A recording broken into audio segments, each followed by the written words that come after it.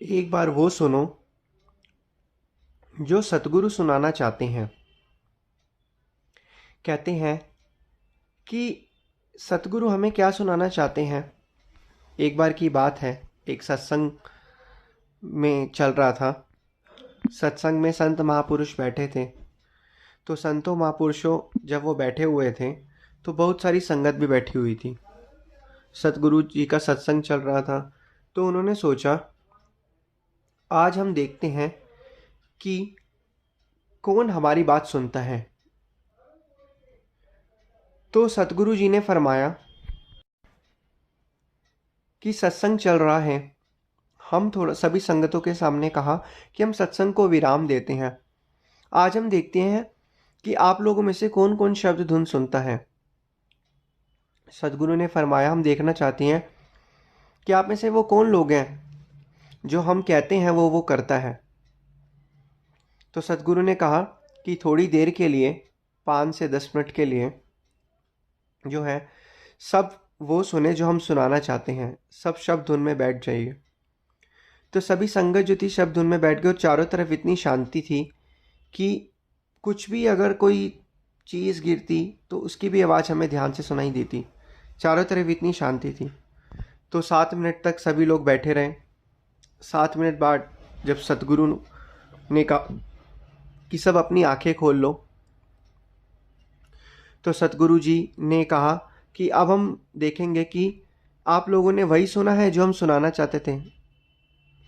तो सतगुरु जी ने कहा कि कौन कौन ऐसा लोग हैं जिन्होंने वो सुना जो हम सुनाना चाहते थे। सभी लोगों के हाथ खड़े हो गए।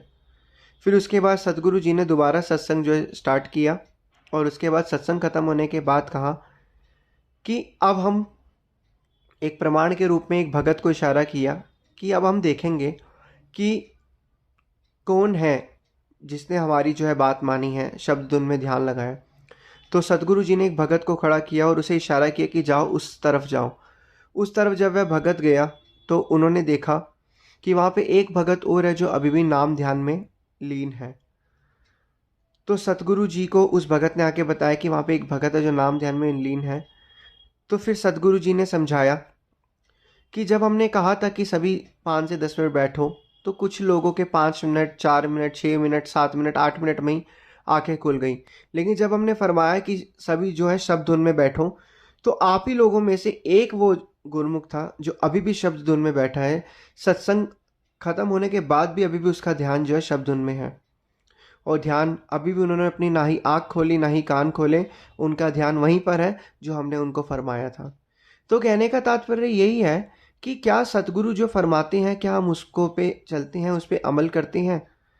जिस तरीके से भक्ति तो सारे कर रहे हैं, नाम जाप भी सारे जप रहे हैं, लेकिन क्या उन्होंने वो आज्ञा मानी जो सतगुरु ने कहा कि जिस तरीके से वो भगत अभी भी जो सत्संग है सुन रहा था, नाम ध्यान में लीन था। सत्संग प्रारंभ होने के बाद सत्संग में बीच में रुका भी।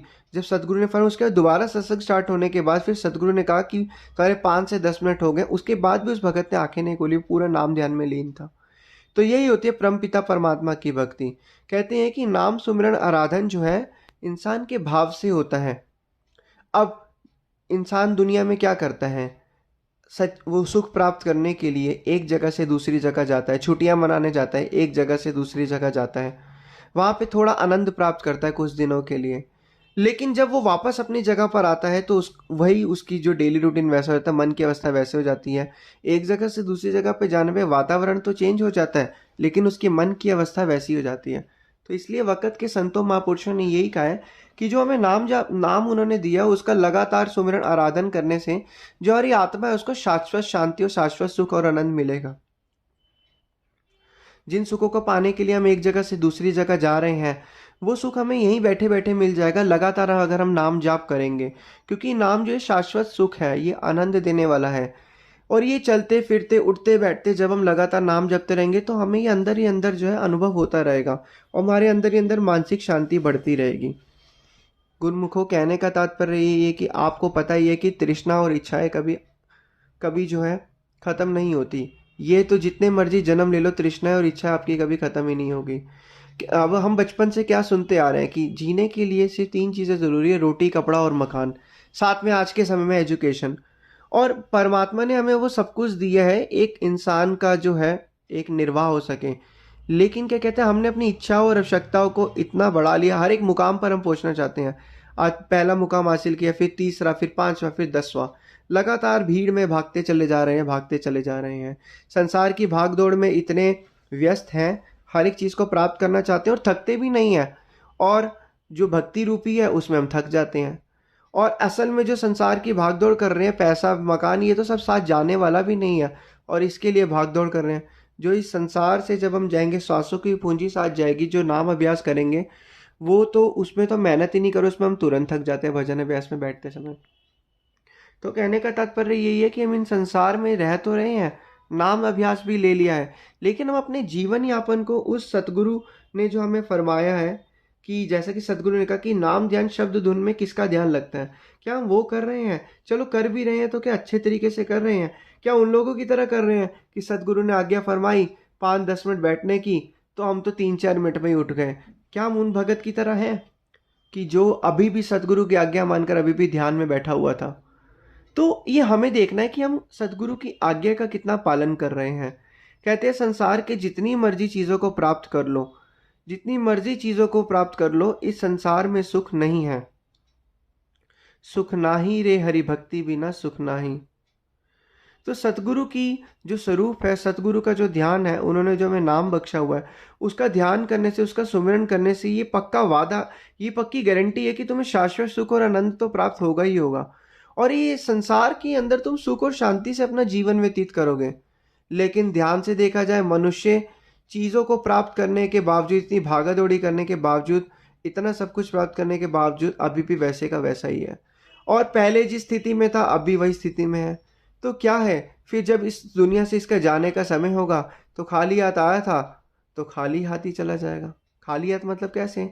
श्वासों की पूंजी खाली मिली थी, उसको भरना था इस मनुष्य को नाम भजन अभ्यास करके, लेकिन वो तो इस खाली समय को ऐसे ही चलता गया। संसार की चीज़ें प्राप्त करी भारी रूप से, लेकिन जो कि भारी रह जाएंगी।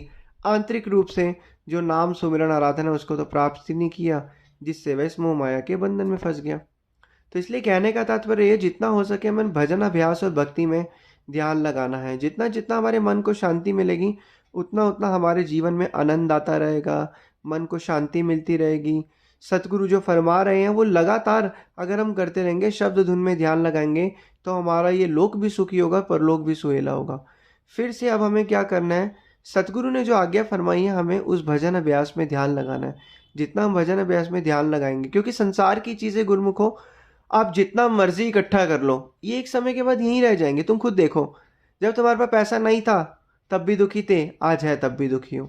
और इसकी क्या गारंटी है कि आगे भी होगा तब भी दुखी हो? पैसा होना सिर्फ संसारिक ज़रूरतों को पूरा करता है, लेकिन मन के ख्याल जो हैं उस पैसे से नहीं जुड़े हुए हैं, और हमने गलत अज्ञानता के कारण, गलत फहमी के कारण उन विचारों को जोड़ लिया। तो अब क्या करना है, उन विचारों से मुक्ति प्राप्त करनी है और भजन बंदगी में ध्यान लगाना है।